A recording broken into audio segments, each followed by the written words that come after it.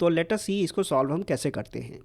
सबसे पहले ऐसे वाले क्वेश्चंस में मेरी हमेशा सलाह रहती है कि पीरियोडिक टेबल को हमेशा याद कर लें और उसको रफली एक बार बना लें, उससे आपको आसानी होगी, क्वेश्चन जल्दी होगा और एक्यूरेटली होगा। तो यहाँ पे मुझे जो भी दिया है इनको मैं पीरियोडिक टेबल में एक बार टिक लगा लेता हूँ, फिर मैं यहाँ से कुछ ना कुछ स्टडी कर सकता हूँ। तो बोरोन यहाँ पे आ गया, कार्बन यहाँ आ गया, नाइट्रोजन भी दिया है, ऑक्सीजन नहीं दिया तो फ्लोरीन यहाँ आ गया और एक सिलिकॉन आपका यहाँ आ गया। ये मैंने रफ टेबल बनाया और मैंने उनको लोकेट यहाँ कर लिया। अब आती है बात इनके नॉन मेटॉलिक ऑर्डर की।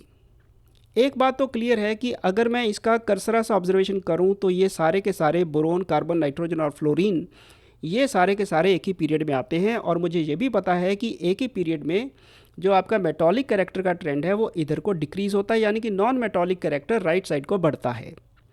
तो यहाँ से मुझे कुछ ज़्यादा सोचने की ज़रूरत नहीं है, तो मैं इसको लिख लेता हूँ कि फ्लोरीन, क्योंकि वो बिल्कुल एक्सट्रीम राइट पे है, वो सबसे ज़्यादा नॉन मेटालिक है।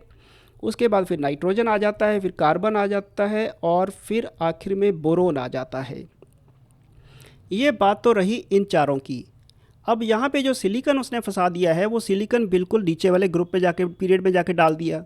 अगर तो सिलिकॉन यहाँ होता या यहाँ होता या राइट साइड पे होता फिर तो कोई मुद्दा था ही नहीं, लेकिन अब यहाँ पे ये है प्रॉब्लम। और ये एनसीईआरटी का क्वेश्चन है, इसमें आपको फंडामेंटल बेसिक प्रिंसिपल पे चलना पड़ेगा।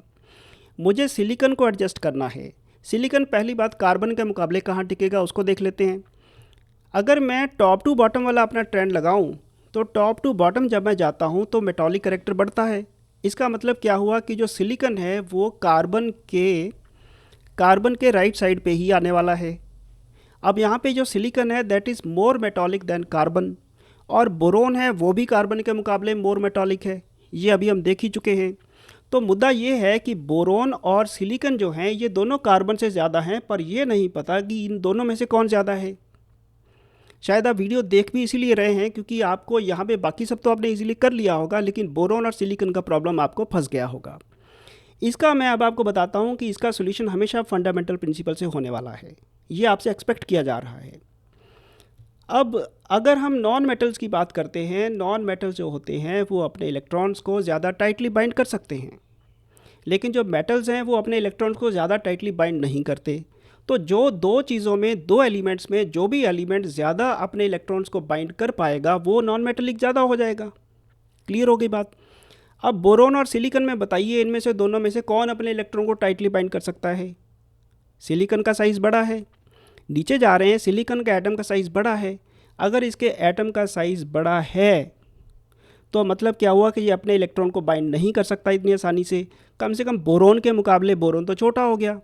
तो बोरोन जो है ये अपने इलेक्ट्रॉन्स को सिलिकॉन के मुकाबले ज़्यादा बाइंड कर सकता है। तो इसका मतलब क्या हुआ कि जो बोरोन है this is more non metallic as compared to silicon. तो कन्फ्यूजन बोरोन और सिलिकॉन का था और इनमें मुझे अब क्लियर हो गया कि अगर मैं फंडामेंटल कॉन्सेप्ट्स पे जाऊँ तो जो सिलिकॉन है क्योंकि वो नीचे है पीरियड के, उसका साइज़ बड़ा है और साइज़ बड़ा होने से वो अपने इलेक्ट्रॉन को इतना टाइटली बाइंड नहीं कर सकता। बोरोन ज़्यादा टाइटली बाइंड कर सकता है। तो फंडामेंटल प्रिंसिपल्स के बेस के ऊपर मेरा ये आंसर बिल्कुल डेड श्योर है। तो इस तरह से आप इसको कर सकते हैं, इसका और कोई तरीका था नहीं। Thank you.